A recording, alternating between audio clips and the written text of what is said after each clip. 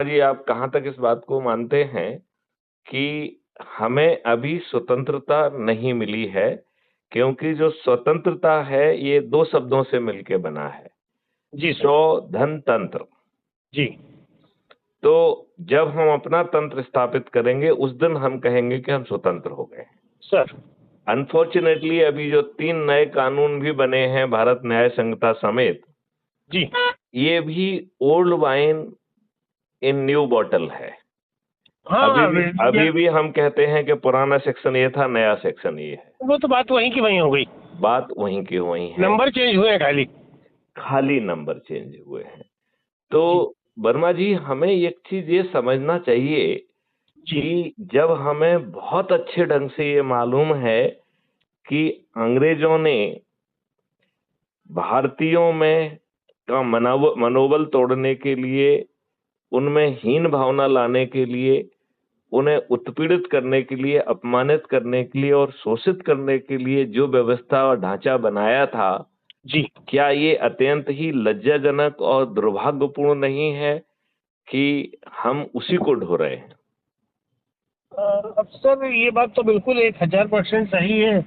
अब कल मैंने एक वो आपने भी शायद पढ़ा होगा, मैंने डाला था कि एक चुप आदमी चुपचाप हो गया। हाँ, हाँ, हाँ, हाँ, हाँ। तो मनमोहन सिंह जी के बारे में आपने हाँ जी जी। ठीक बात है, तो ठीक बात है। बहुत सारे लेकिन लोगों का कमेंट आया। मनमोहन सिंह जी ने सोनिया गांधी के दबाव में बहुत गड़बड़ काम किए हैं। अब वक्फ लोग तो बोर्ड उनको शांति वक्फ का बोर्ड मसीहा एक्ट को बोलते हैं। दुष्ट देखिए, वक्फ बोर्ड एक्ट में हम्म। जितने भी संविधान के विरुद्ध संशोधन किए गए हैं वो इसी अवधि में किए गए हैं। जी बिल्कुल बिल्कुल बिल्कुल एक बिल्कुल। 95 में किए गए हैं, दूसरे हम्म। इसके बाद किए गए हैं। हम्म। आप ये देखिए, वो तो अपन जो है सुब्रमण्यम स्वामी जी को हम्म। धन्यवाद दें हृदय से। हाँ उस आदमी ने अन्यथा खूब अन्यथा बहुत। जो है एक हम्म। बहुत ही घृणित कानून हम्म। जो सुनने में बड़ा अच्छा लगता है, कम्युनल वायलेंस प्रिवेंशन एक्ट, हम्म। जिसे 3 बार लाने का प्रयास किया गया। जी। 2005 में, 2011 में, 13 के आसपास। 2013 के आसपास किया है, राइट। जी और जी। वो इतना घृणित था, जिसकी ड्राफ्ट कॉपी अभी अवेलेबल है गूगल पे। हम्म। आप उसे पढ़ेंगे तो आपके रोंगटे खड़े हो जाएंगे। जी। मतलब कोई चीज इतनी दुष्ट तरीके से सोच सकता है, आपको तो इस बात से ही जो है ना लगेगा कि ये हमारा ही देश है क्या, जहां प्रिजम्पशन था कि किसी भी जो है ना डिस्प्यूटेड बिल्डिंग के पास यदि आप गुजरेंगे और यदि जी। आप हिंदू हैं तो आप अपराधी हैं। अरे सर वो तो मैं इस यदि बारे में। आपके पास हथियार नहीं भी है तो भी है। आप हम्म। जो है किसी वाहन में बैठ के गए हैं तो उस वाहन का ड्राइवर और वो भी जो है ना अपराधी है। और हम्म। उसमें प्रिजम्पशन था कि यदि आप हिंदू हैं तो अपराधी हैं। तो मतलब मतलब। ऐसा ऐसा कानून कोई बन सकता है, कोई ऐसे कानून का ड्राफ्ट बना सकता है, मुझे तो इस बात की कल्पना नहीं होती है। तो सर आप और हम दोनों बस मैं छोटी वर्दी पहनता था, बड़ी वर्दी पहनते थे। वर्दी तो दोनों ने पहनी है और देश को दोनों ने बहुत नजदीक से जानते हैं। आप बिल्कुल सही कह रहे हैं, लेकिन हम्म। आपको नहीं लगता है कि माननीय नरेंद्र मोदी जी ने, जिन्हें लोकसभा और राज्यसभा दोनों में मेजोरिटी मिल चुकी थी, एक कागज पे लिख के कि ये 55 एक्ट हैं जो कि संविधान की भावना के विपरीत हैं, इन्हें रिपील किया जाता है, और फिर स्पीकर महोदय कहते हैं हाँ की जीत हुई और ना की हार हुई, ऐसा किया जाता तो कितना अच्छा होता। नहीं सर, थोड़ा सा नरेंद्र मोदी ढीले पड़ गए थे बीच में। मेरे एक्चुअली जिस ख्याल भाव से से हमने उनको। हाँ। मेरे ख्याल से बहुत भूलें हुई हैं। देखिए, देखिए जो लोग बारीकी को नहीं समझते हैं, वो जी। कुछ भी कहें, लेकिन जैसे मान लो हम जैसे लोग हैं जो कि नियम कानून की पेचीदगियों को और बारीकियों को बड़े अच्छे ढंग से समझते हैं। जी। तो जैसे मैं आपसे ही पूछता हूँ, देखिए आर्टिकल 35A जी। कभी पार्लियामेंट नहीं गया है। जी। क्या हमारा संविधान इस बात की इजाजत देता है कि प्रेसिडेंट बाय नोटिफिकेशन किसी आर्टिकल का निर्माण कर सकता है क्या? सर मैं बताऊं ना आपको मैंने 2014 में 2014, हाँ, हम्म। जैसे ही नरेंद्र मोदी चुनाव जीते थे, हम्म। और मैंने अपने ट्विटर अकाउंट पर एक पोस्ट डाला था हम्म। कि नरेंद्र मोदी 2018 का चुनाव भी जीतेंगे, और वो युद्ध करके जीतेंगे। हम्म। पाकिस्तान से युद्ध होगा, उसके बाद जीतेंगे।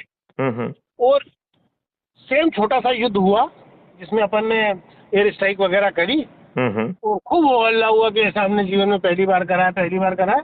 ऐसा नहीं है, हजारों बार करा है। हम तो सेना में बॉर्डर पे रहे हैं, खूब घुसे हैं पाकिस्तान की बॉर्डर में। तो प्रोपोगंडा करा और चुनाव जीते वो। तो मैंने उसका लिखा था, तो लोग मेरा विरोध करते थे कि तू कैसा आदमी है यार। मैंने कहा तुम सच्चाई को नहीं जान रहे हो कि सच्चाई क्या है।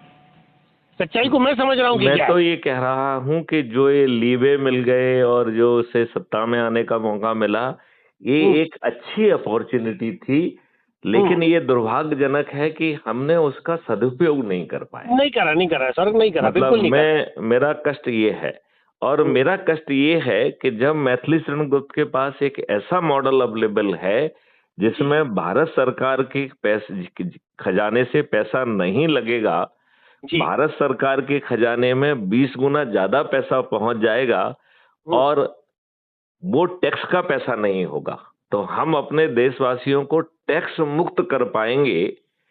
और हर भारतवासी के 2 अकाउंट होंगे, तो जो अभी आप जिसको सेविंग अकाउंट कहते हैं ना, जी जी जी आगे चल के हम इसे अर्निंग अकाउंट कहेंगे, जी जी जी क्योंकि पेपर करेंसी होगी नहीं, तो आप जो भी कमाएंगे वो इसी अकाउंट में आने वाला है, डिजिटल जी के जी फॉर्मेट में, क्योंकि जी। आपको कैश कहीं रहेगा ही नहीं। ठीक है ना? हाँ, केस का काम तो खत्म होने ही वाला है। हाँ। लगभग। और जो एक दूसरा अकाउंट है जिसका सर। नाम हमने दिया था कल्प वृक्ष अकाउंट, जी एक ऐसा अद्भुत अकाउंट होगा जी जहां पे 5 मौलिक अधिकारों के लिए धन, यदि आपके अर्निंग अकाउंट में पैसा नहीं है तो अपने आप आपके अकाउंट में पहुंच जाएगा, जी जी जी जी और जब आप कमाएंगे जी तो वो अपने आप वापस चला जाएगा, मतलब वो जी। बिना पूछे आएगा और बिना पूछे बिना जाएगा। पूछे चला भी जाएगा। हाँ, क्योंकि वो तो आपकी मदद के लिए आया है। जी तो जी देखिए, एक तरफ आपने टैक्स मुक्त भारत दे दिया,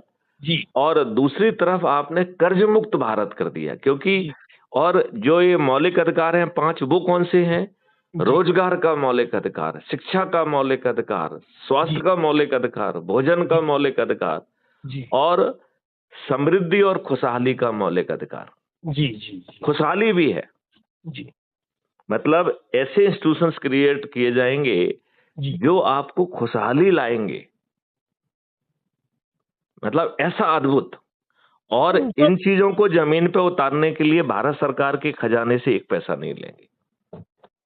सर अब आप। मेरा बड़ा सिंपल कहना है सर। कि माननीय नरेंद्र मोदी जी ने तो आरएसएस को भी धता बता दिया। वो हाँ, बाद वो बाद में जो कुछ भी हो, पहले तो उन्होंने कह दिया कि अब हम इंडिपेंडेंट हो गए, हमें तुम्हारी जरूरत नहीं नहीं, है। वो यूपी, ये जो इनकी 240 सीट आई है, वो घमंड में ही आई है। हाँ, मेरा कहना है जो कुछ भी होता है अच्छे के लिए होता है। जी ये जी 244 आई तो उससे क्या हुआ कि मोदी जी थोड़े से सेंसस में आ गए, जी जी। जो एक सेंस चला गया था वो वापस आ गया है। हम्म। अब मैं सिर्फ सिंपल बात कह रहा हूं कि माननीय नरेंद्र मोदी जी की कुछ मजबूरी हो सकती है, हाँ, आज तो है। उनका अपना पर्सपेक्टिव हो सकता है, कि अपना वोट बैंक, अपना नजरिया हो सकता है। जी। मैं यदि इसका उल्टा कहूं हम्म, कि हम आपको एक ऐसा भारत देने की स्थिति में हैं जिसकी आप कल्पना नहीं कर सकते हैं, जी। जिसकी प्रशासनिक व्यवस्था बदल जाएगी। अभी आपकी प्रशासनिक व्यवस्था क्या है? वही जो अंग्रेजों ने लाई थी, हाँ, वही वही वही जिसका वही। मैथिली शरण गुप्त डीजी जो है ना लॉर्ड हुआ करते थे। मैथिली शरण गुप्त यदि कोई गलत निर्णय ले लें, किसी के ऊपर गोली चला दें, तो मैथिली हम्म। शरण गुप्त का कुछ नहीं बिगड़ने वाला है। जी जी जी। आप बताइए, बिगड़ने वाला था क्या? ना ना, कोई जवाबदेही नहीं थी। है ही नहीं, अभी भी नहीं है, कोई आज भी जवाबदेही नहीं है नहीं है। जवाबदेही, आज भी नहीं है, आज भी नहीं है। हाँ, तो ऐसा प्रशासनिक सिस्टम, ऐसी न्यायिक व्यवस्था जो जानबूझकर घोषित पॉलिसी के तहत इस बात से बनाई गई थी जी कि हमें भारतीयों में हीन भावना पैदा करना है, जी। उनके मनोबल को तोड़ना है, हम्म, उन्हें जो है अपमानित करना है, उत्पीड़ित करना है। तभी आपको जहां जरूरत मिलती थी आपको जो है ना कपड़े उतरवा दिए जाते हैं। जी कोर्ट में जाते हैं तो फलाने फलाने हाजिर हो। अरे सर, अभी मैं सॉरी आपकी बात काट रहा हूँ, मेरी 1 महीने पुरानी बात है। जी मेरा एक MP नगर में एक प्रॉपर्टी का मामला चल रहा है जी। और मैंने एक आवेदन दिया जन सुनवाई में। हम्म तो मुझसे अपर कलेक्टर महोदय बोलते हैं हम्म कि आप उच्च न्यायालय क्यों नहीं जाते। हम्म मैंने कहा सर, 7 करोड़ की जनसंख्या में हम्म 1.5 करोड़ मामले लंबित हैं, हम्म जिसमें आपसे लेके नायब तहसीलदार से लेके और हाई कोर्ट के जज तक हम्म सब आते हैं और सबके पास ढेरों केस लंबित है और मैं और चला जाऊं तो आपका इस कुर्सी पे बैठने का क्या मतलब है। हम्म वो हिल गया। हम्म उसने कहा यार ये क्या बोल दिया इसने। मैंने कहा सर, आप इसको दिशा निर्देश दीजिए, डायरेक्शन दीजिए। बोले अब आप मुझको ये बताओ कि डायरेक्शन क्या